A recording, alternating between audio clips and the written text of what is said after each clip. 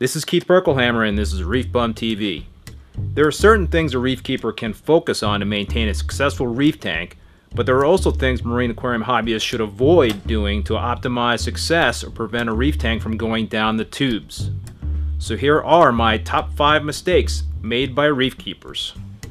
Number 1. Seeking instant gratification. You scope out a beautiful mature reef tank and you want to get to the same happy place with your tank sooner rather than later. Big mistake.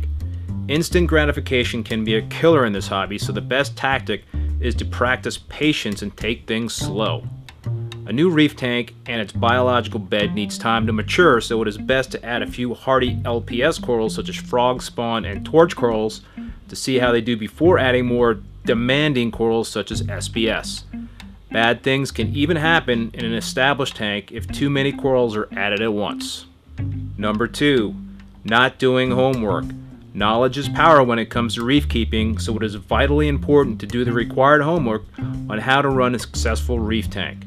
When starting out, one should seek advice from fellow hobbyists, attend trade shows or frag swaps to speak with manufacturers about their products, and read books penned by industry experts. Veterans should also do research before making any major changes to their systems.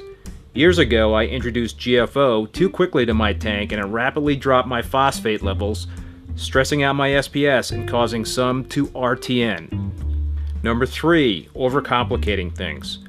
I like to abide by the KISS principle of reef keeping and try to avoid turning a tank into a science experiment with a bunch of components or pieces of equipment. The chances of something going wrong are greater when more variables are in play, so I believe it is best to keep things simple. Number 4. Slacking off on maintenance. When you skip a few oil changes with your car, performance will likely suffer. The same is true when it comes to a reef tank. Equipment failures will result if regular maintenance is not performed, guaranteed. And keeping tabs on water parameters is also critical since any sudden swings can spell trouble, especially with alkalinity. Number 5. Packing in too many corals.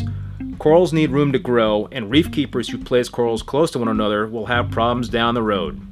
SPS corals in one of my old tanks grew rather quickly, and over time it severely limited circulation and caused an outbreak of problematic algae. Coral warfare is also a problem when incompatible corals start to encroach on one another. Remember number 2? Do that homework to make sure you're not adding incompatible corals. Another consideration is aquascaping. I advocate using less versus more to again give corals more room to spread their wings. Many thanks for watching, and please don't forget to hit the subscribe button to be alerted to the latest videos on my YouTube channel.